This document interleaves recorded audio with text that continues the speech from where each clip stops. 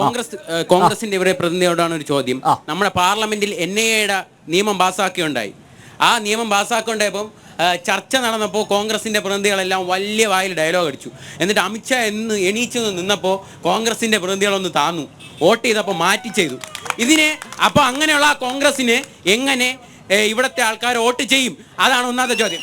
ഒരു ചോദ്യം കൂടെ ഇവിടുത്തെ BJP പ്രതിനിധിയോട് ഒരു ചോദ്യമുണ്ട്. ചോദ്യം എന്താണെന്ന് പറഞ്ഞാൽ, ഞാനൊരു വിദ്യാർത്ഥിയാണ്.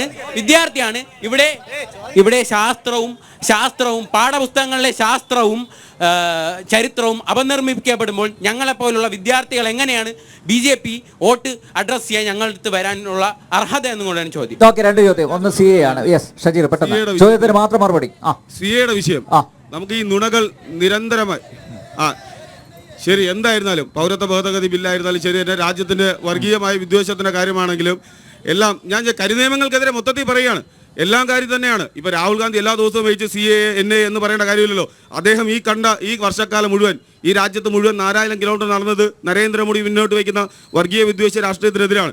ഇവർ നിരന്തരം കളവ് പറയുകയാണ്. പിണറായി വിജയൻ അടക്കമുള്ള ആളുകൾ പൗരത്വ ഭേദഗതി ബില്ലിൽ CA അടക്കമുള്ള കാര്യത്തിൽ രാഹുൽ ഗാന്ധി എന്ത് ചെയ്തു എന്നാണ് പറയുന്നത്. മണിപ്പൂരിലടക്കം പിണറായി വിജയനാണ് ഏറ്റവും കൂടുതൽ പരാമർശം നടത്തുന്നത്. മണിപ്പൂരിലടക്കം രാഹുൽ ഗാന്ധി പോയില്ല എന്നാണ് ചോദിക്കുന്നത്.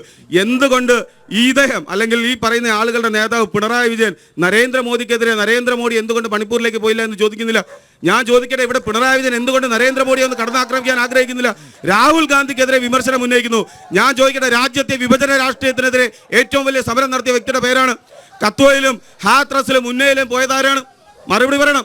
ഹാത്രസിലും പറയട്ടെ ഹാത്രസിലേക്ക് ഞാൻ ചോദിക്കട്ടെ, UPയിൽ ഖാരഗ്പൂരിൽ കൊച്ചുകുട്ടികൾ ശ്വാസം കിട്ടാതെ മരിച്ചപ്പോൾ ഡോക്ടർ കഫീൽ ഖാനെ നാട് കടത്തിയപ്പോൾ പിണറായി വിജയനുള്ള സംരക്ഷണം നൽകിയത് പ്രിയങ്ക ഗാന്ധിയും രാഹുൽ ഗാന്ധിയുമാണ്. പക്ഷേ ഒറ്റ കാര്യം, പ്രകടന പത്രികയിൽ എന്തുകൊണ്ട് CA ഉണ്ട്? കൃത്യമായി ഉണ്ട്. പ്രകടന പത്രികയിലുണ്ട്. 6-ാം പേജിൽ നോക്കണം. നിങ്ങൾ വെറുതെ പറയല്ലേ.